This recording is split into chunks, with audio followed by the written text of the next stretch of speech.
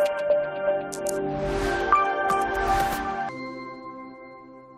morning, students. Today we are going to start with a new chapter called Nutrition in Animals. So this is a very interesting chapter where we are going to learn about some basic life process involved in human beings. So first we introduced what is nutrition, then modes of nutrition, then the human digestive system and digestion in grass-eating animals. Nutrition, modes of nutrition, digestion in human beings, digestion in grass-eating animals. So these are the topics which we're going to cover in this chapter. Now first is nutrition. Now nutrition, what it is basically, it is a process by which the body takes in and utilizes the food for growth and development of the body. Now, so you have understood what is nutrition. It is basically a process of taking in food inside and utilizing it or digesting it in the way so that we can gain energy from it to do some work. Now we'll study the modes of nutrition. There are basically two modes of nutrition, that is autotrophic and heterotrophic. So you might have studied in your previous classes about autotrophic and heterotrophic. Let's see what all it is.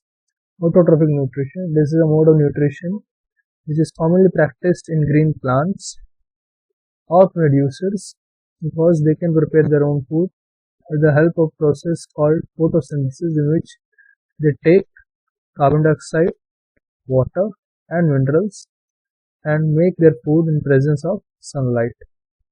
Whereas some organisms or living beings which cannot make their own food are going to follow heterotrophic mode of nutrition, where they depend on others for the food. Now let's start with human digestive system. So this is the next part of your this video lecture where we are going to study the digestive system. Now for a minute have a glance on this picture in front of your screen. So here a human being eating some food, or specifically an apple. So whenever you are eating, you start eating from the mouth. It basically means the digestion process starts from mouth and ends at anus, from where you remove the undigested waste. Now quickly see what all organs are utilized in this process. So it starts with mouth, then in mouth it is teeth, tongue, salivary glands, next esophagus or food pipe, then esophagus ends at your stomach or gastric gland, then at the side you will get liver. Inside the liver you get a green pouch called gallbladder which secretes bile juice. Below it you will get pancreas, a leaf-like structure. It also secretes pancreatic juice which helps in digestion. Just below it you'll see a small intestine, and which is covered by a large intestine and which ends at anus, from where the undigested waste removes.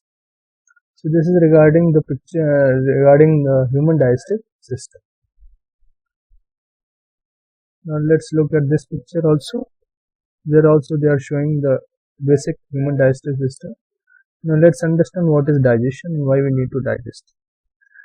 So digestion is a simple lab process of breakdown of complex food particles or complex food molecules into simple forms. Now the question comes, why we need to break? Because if we do not break that complex food particle, we are not able to absorb it. Your body cannot absorb this. So to gain energy from that food, we need to break it into simple form. So the various organs helps in this process, and this whole process is called digestion.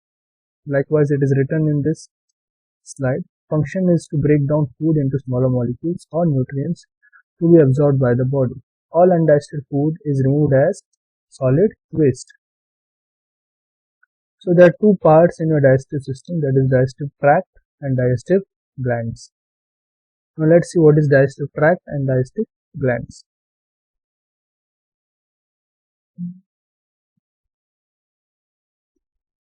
So let's see what is digestive tract. Digestive tract is basically a path which is followed by food when it enters in your mouth, and when it leaves from your anus. So it is a path which is followed by food during the process of digestion. So it starts from the mouth and ends at anus. It is basically 27 feet long. It starts from the mouth, from where we start eating, and it ends at anus. Okay, so now we see all the organs which are present in digestive tract, that is mouth, pharynx, esophagus, stomach, small intestine, large intestine, rectum, and anus. So I hope this part is clear to you. That is digestive tract. So it is basically a path which is followed by our food during the process of digestion. Now let's see what are digestive glands. Now glands are nothing but these are the organs which secrete some special types of enzymes or chemicals which helps to do a specific job. There are various types of glands, that is endocrine gland and exocrine glands, that we study in higher classes. So first we go through what are glands. So glands are basically some organs which secrete some special juices or enzymes which helps to perform a particular function. Likewise, it is written, produces chemical secretions needed to break down food. Now, the glands which are used in digestion process are salivary glands, gastric gland, the liver, the pancreas, and intestinal glands. Study in detail about each and every part, each and every organ and their function in digestion process. So as we know that the digestion starts from mouth, the process of intake of food into your mouth is called ingestion. So the process of keeping food into your mouth, either you are using spoon or your hand, so that process of taking food into your mouth is called ingestion. Now see a picture, have a glance.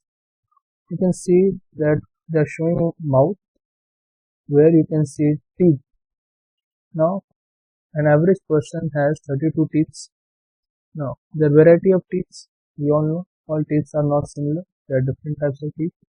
The first two teeth are called incisor. They are used for cutting the food, whereas canine are used for tearing. Okay, you basically see that carnivores like lion, tiger, or dog, they are having pointed teeth which are long. They are used for tearing the flesh. The rest two are called premolar and molars. They are used for grinding the food which you are eating, so that it can be easily mixed with saliva and it can be easily swallowed. So the process of mixing of food while chewing with saliva is called mastication, so that it can be easily swallowed. So as it is mentioned, incisors are used for cutting and tearing, canines tear, premolars and molars chew and grind the food. Masticating mixes food with saliva from the salivary glands to make it moist and easy to swallow. And tongue helps in moving the food from one place to another in the mouth, and also helps in sensing the taste. Now let's go in detail of salivary glands. The salivary glands are present in your mouth or in buccal cavity, which secretes saliva. And the basic function of saliva is to moisten the food so that it can easily be swallowed, whereas the different other function of saliva is to digest carbohydrates. So carbohydrates, that is to convert starch into sugar.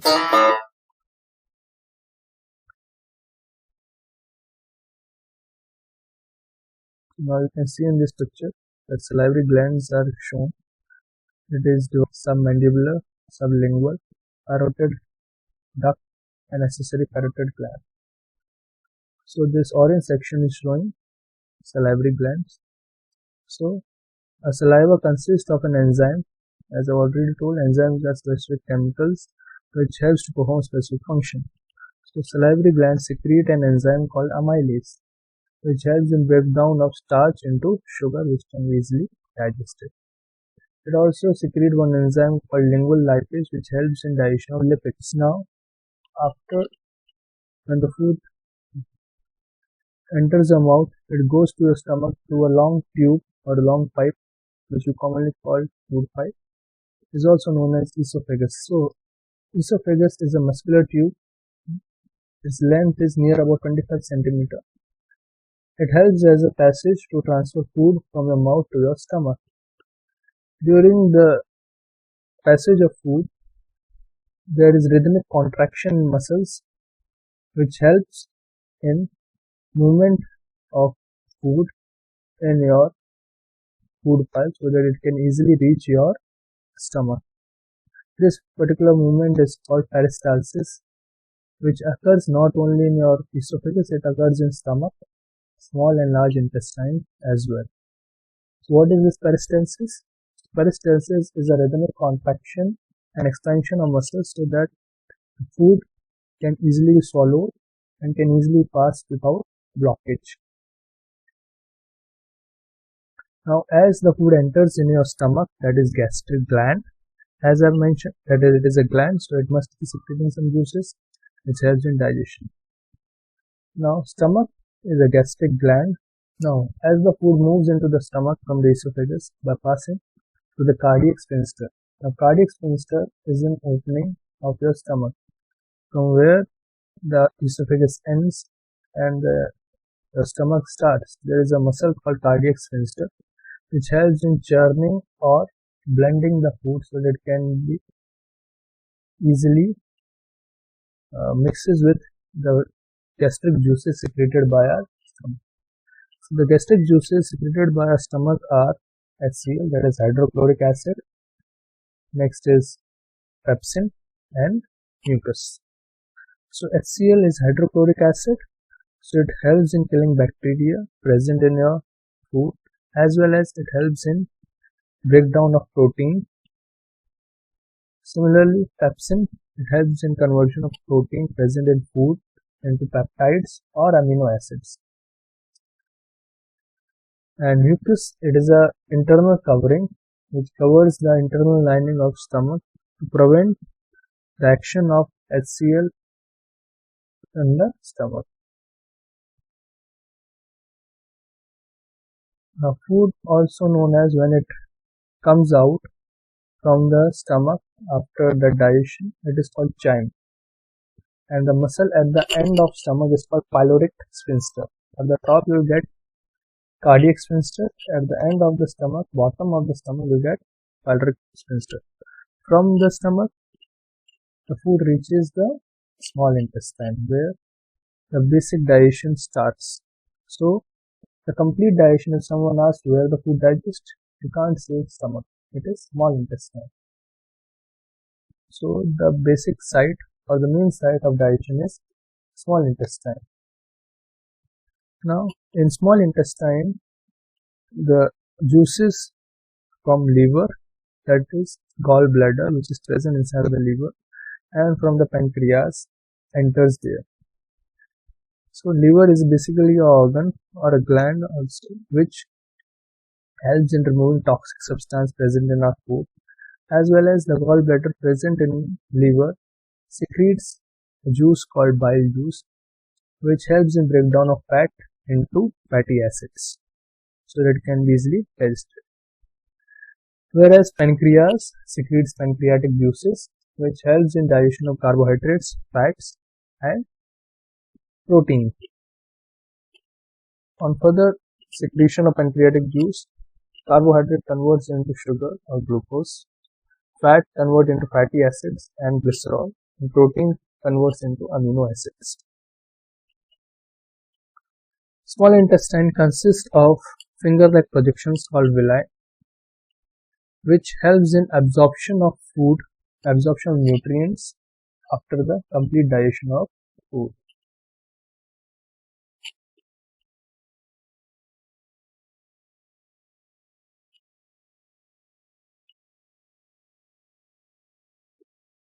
Now here comes the large intestine. So now as we know that every process has some waste, okay, So similarly, during this process also waste comes out, and waste is harmful for our body, so we need to remove it. So the large intestine is that last part of our digestive system which helps in removing the undigested food. So large intestine helps in removing as well as reabsorbing the nutrients, salts and water which is present in our food. So it helps in reabsorption of salt and nutrients as well as remove the undigested liquid in the form of urine and the undigested waste stored into rectum in form of feces, and during the bowel movement it comes out from our through our anus.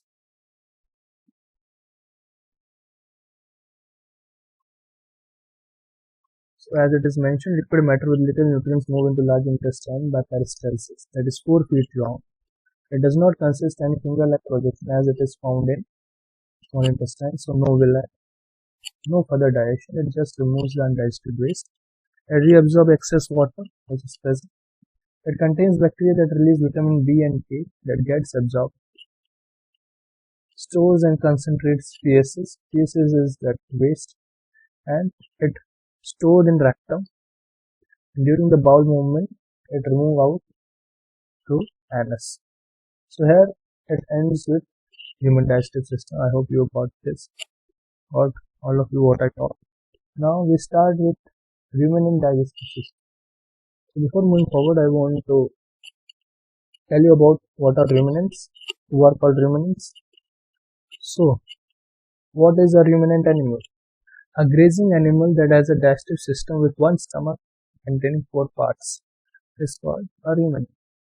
In that category it comes cow, buffalo, similarly camel. So those are called grazing animals, are basically called ruminant. Their other characteristics, they do not have no upper incisor teeth, called a dental pad. They chew cud, soft mass of already chewed food. I'll tell you in detail what is cud. It is brought back to the esophagus. All ruminants are herbivores, means they only eat plant matter. So understood? So ruminants are a grazing animal that has digestive system with one stomach containing 4 parts, means they are having very large stomach which divided into 4 different sections. They don't have upper incisors or dental pad. They chew cud, as well as all ruminants are herbivores. Now we'll go through that as we have gone in digestive tract in our previous slides. So let's see how food travels in ruminants. It starts from mouth, esophagus, rumen. From rumen, it again comes back to the mouth in form of cud, chewing of cud, then reticulum, omasum, abscissum, small intestine, and ends at large intestine. Now, let's start. So, as we are having lips, tongues, and teeth, similarly, animals are also having. So, they also eat or grasp food with the help of their lips and tongues, and the digestion starts from their mouth, where it is broken down using teeth. Now, similarly, the second part is esophagus. From there, the food enters their stomach. So, after the food is broken down into smaller particles, it is swallowed and passes through the esophagus using muscle contractions known as peristalsis. Now, you can see in this picture, peristalsis is a rhythmic contraction of muscles present in esophagus so that food can easily pass without stuffing. The rumen is the first part of their stomach. So this is the largest compartment of ruminant stomach is the rumen, that is called rumen. This is where the food that animal has been taken isn't mostly fermented, means it is stored. It also houses the bacteria, contains the bacteria, protozoa and fungi that helps in breaking down of food. So the first part of the stomach, which is the largest compartment of their whole stomach, is rumen, where they are storing some bacteria which broke down the food so that it can easily be absorbed. Microbes in the rumen are what take up the plant matter and convert it to energy that the animal can use. Fermentation also produces large amount of gases. Now, chewing curd, as the food stored in the rumen, they are having ability to again take their food from their rumen back to their mouth. And this food is called curd. Food that is stored in the rumen is regurgitated back up through the esophagus to be re-chewed in the mouth. This is known as chewing curd. So now you have understood. So first they swallow the food like as it is, and it enters their rumen, the largest compartment of their stomach. From there, they again roll back their food to their mouth, and they start chewing it. This is called chewing curd. The food that is regurgitated back into the mouth is known as bolus. That food which is taken from rumen to the mouth again is called bolus. Once the food has been broken down enough, it will then move on to the next step in the digestion process of being swallowed, move through the esophagus and then back into the rumen. And again reaches the rumen. The next part of the stomach is called reticulum. Once food is broken down small enough, it will travel from the rumen to reticulum. The reticulum is the honeycomb shaped structure on the inside, and it is very tough, means it is very complex and congested section. The reticulum can trap foreign objects that should not have been eaten in the first place, such as hardware. If by mistake any animal like cow, they have eaten any foreign particle, so it will trap, it will stuck in that congested section. As a result, it will move out from their body. The next part is called omasum. Food enters the omasum after leaving the reticulum. Omasum acts as a filter to absorb water and nutrients from what has not been digested yet. So here the omasum acts as reabsorbent. It reabsorbs the nutrients, a liquid part, which are not digested properly. Omasum resembles an open book because of its pages texture. It is very pointed, like you are having a small intestine, but it is in small dimension. Next is abomasum. Once leaving the omasum, it reaches the abomasum. The rest of the plant matter will enter the abomasum. Abomasum is also known as the true stomach. In the abomasum, gastric juices, like we are having in our stomach, gastric gland. Similarly, so abomasum is the true stomach, which secrete gastric juices like hydrochloric acid. Digestive enzymes break down plant matter down into its most basic molecular component, so that walls of intestine can absorb. From the abomasum, it reaches the small intestine. Here it is exposed to enzymes from the pancreas and intestinal walls, and bile from the liver, which helps in digestion of fat. Dietary proteins, starch, sugar and fat are completely digested here to enter the bloodstream. So the complete digestion takes place in small intestine, where the digestion completes. The last part of the digestive system is large intestine. Following the small intestine, any remaining plant matter will pass into the large intestine. This is the second site of fermentation after the rumen, where excess water is reabsorbed. Here also the reabsorption of water took place, so that there is no loss of salts and water present in the body. Large intestine is the final site of the gastrointestinal tract and will hold feces until it is expelled through the anus. So there also large intestine stores the undigested waste. During the bowel movement, it comes out through the excreted out through the anus. Thank you very much. Hope you liked it. Good morning, students. I, Yahish Kumar Patel, welcome you all in our today's video lecture. In our previous video lecture, we have studied the chapter Nutrition in Animals, where we have studied about nutrition, modes of nutrition, human digestive system, and digestion in ruminants. So before starting our today's class, I just want you all to have a glance on that previous slide so that you can perform well in today's revision. So in our previous class, we have studied nutrition, modes of nutrition, that is autotrophic and heterotrophic. Then I explained you the human digestive system, in which we have explained different organs and their different functions. We have explained digestive tract and digestive glands, as well as the functions of enzymes which are secreted by different glands, and how all that food which we have eaten is digested. So in today's lecture, we are going to revise the human digestive system. So before starting the lecture, I want you all to bring one notebook with you and have a pen so that you can answer the questions which are being asked. So let's start. The first question is, identify each structure labeled in the diagram. So look at the diagram carefully. Okay, in this diagram, the question is, you have to label these diagrams, that A is there, B is there, C is there, D, E, F and G. So the organs are there, you have to label it. So let's start. So we start with A. Okay, so that is mouth or oral cavity. It is also called buccal cavity. Next, B is stomach. Okay, it is J-shaped organ. It is also called gastric gland. Okay, it secretes some gastric juices. Next, leaf-like structure just below your stomach, that is pancreas. It secretes pancreatic juice. Next, that is coiled tube where the digestion completes, that is small intestine.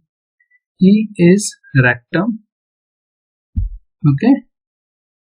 Next, F is large intestine and G is gallbladder. Okay, I hope you have labeled it properly. Now let's move towards the second question. Now the second question is, where does protein digestion begin? So where it begins?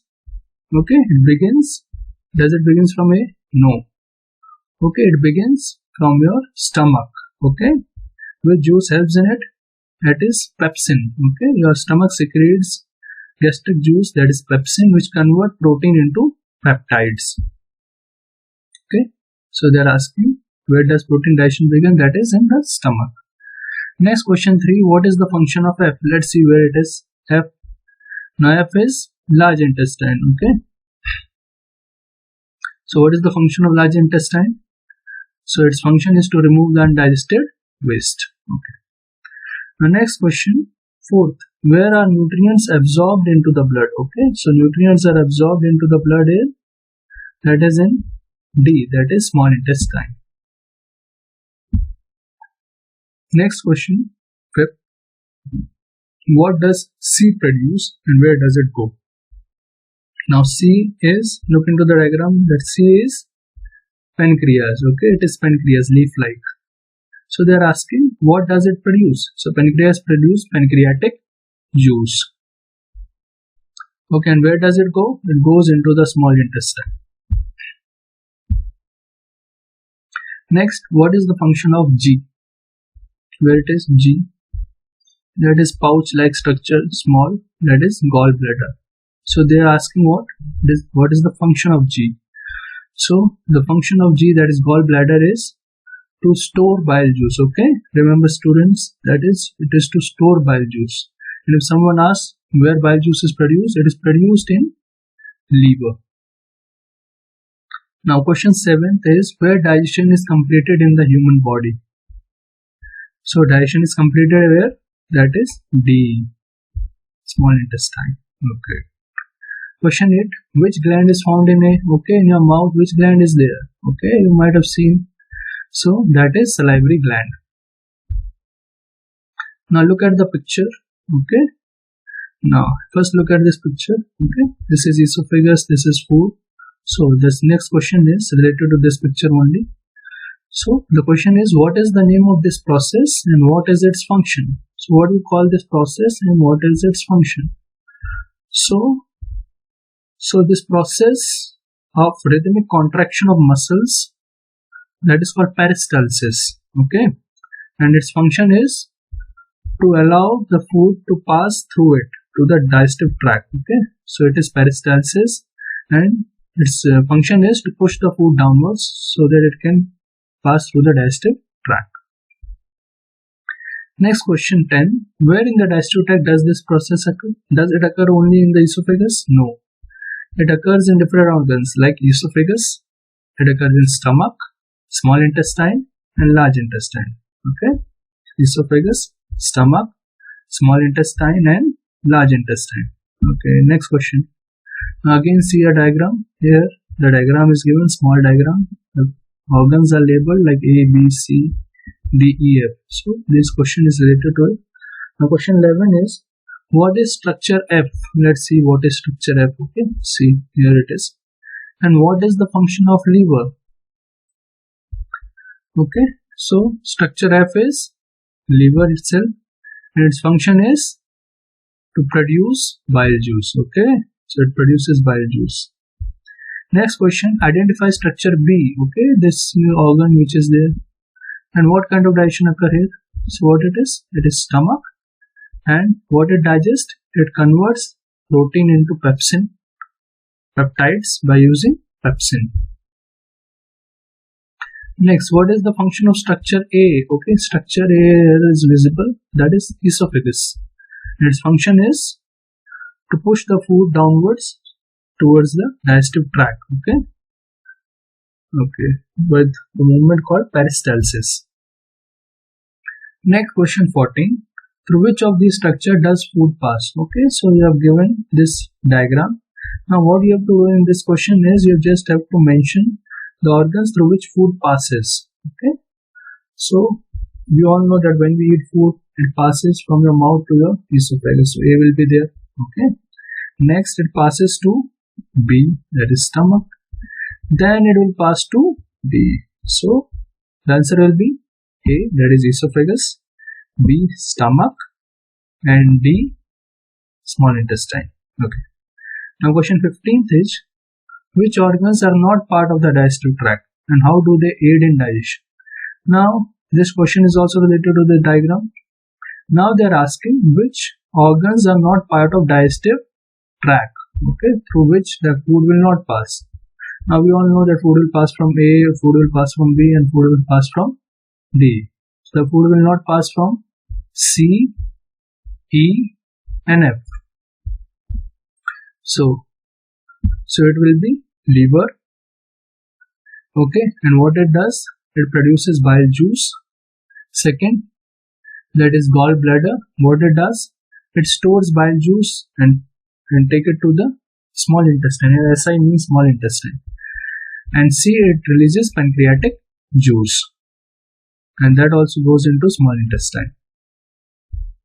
Now they are asking, describe the role of the small intestine in digestion. Okay, this you can see.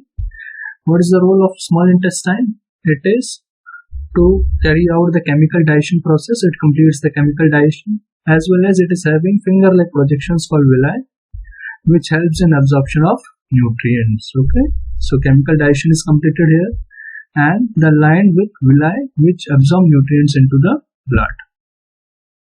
Now this is an interesting question. 17. You have to identify the labeled organs. Okay, you have given lot many, that is A, B, C, D, E, F, G, H, I. You have to label it.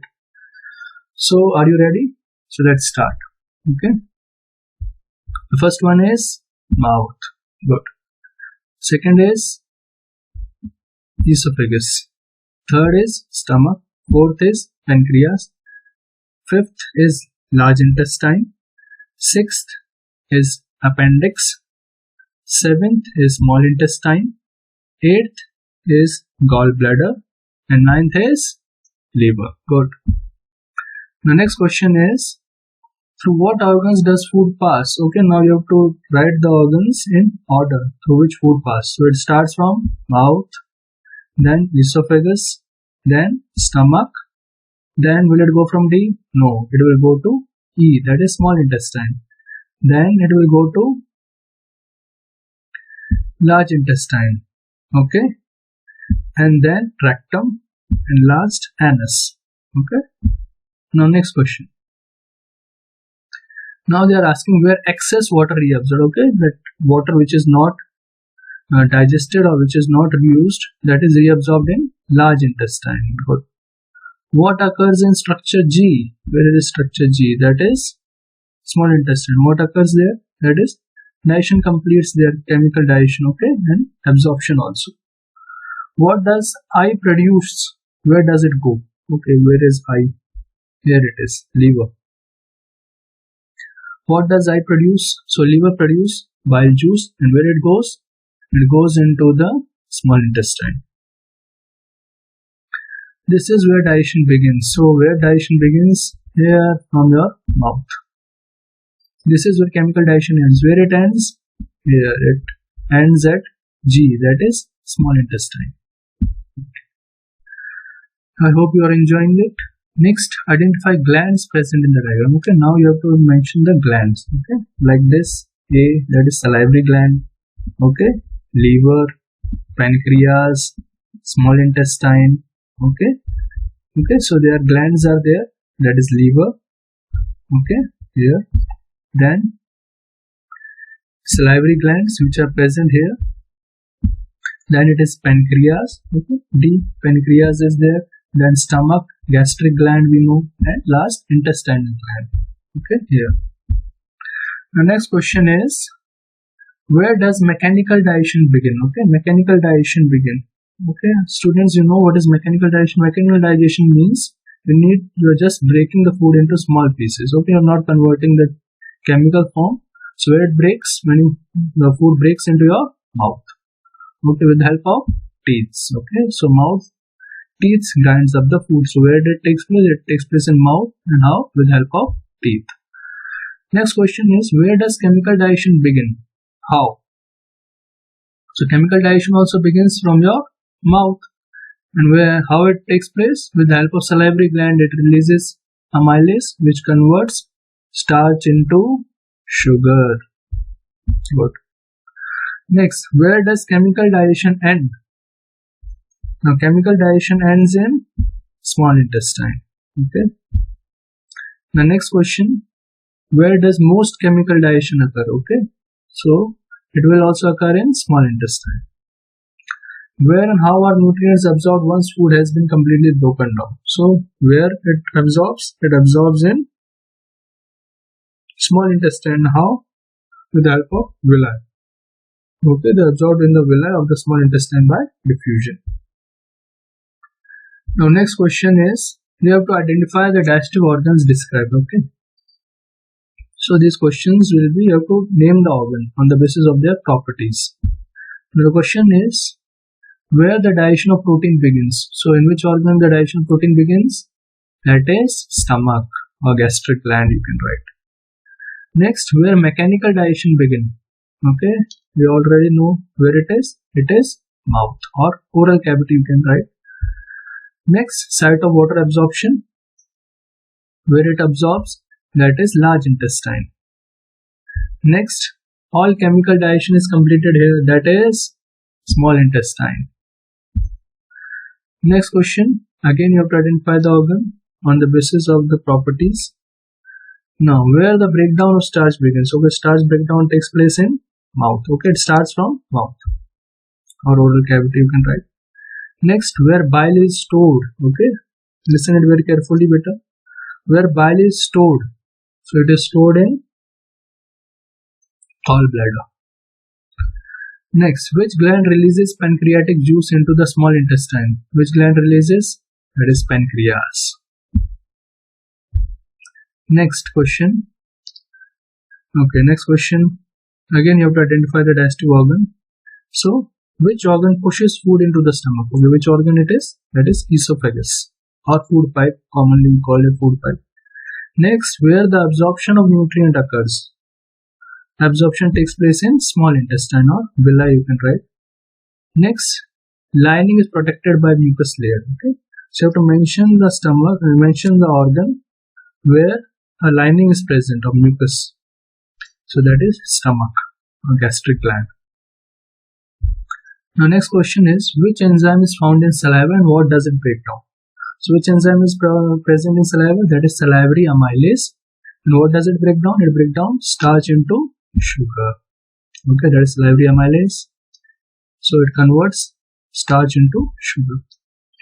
Now 32nd question is, what enzyme is produced in the stomach And what does it break down? So which enzyme is produced in stomach? That is pepsin. And what does it break down? It break down protein, okay, into peptides. Now next question is, in which organ digestion of food gets completed? Where it gets completed? Small intestine. Simple. Now next is, there are many enzymes found in pancreatic juice. What do they break down? Okay, so they break down fat, lipids, protein and carbohydrates. Now there's a homework I want to give. So you have to see the diagram and you have to try to label all the organs which are given in this diagram. Thank you, class. Hope you enjoyed the session.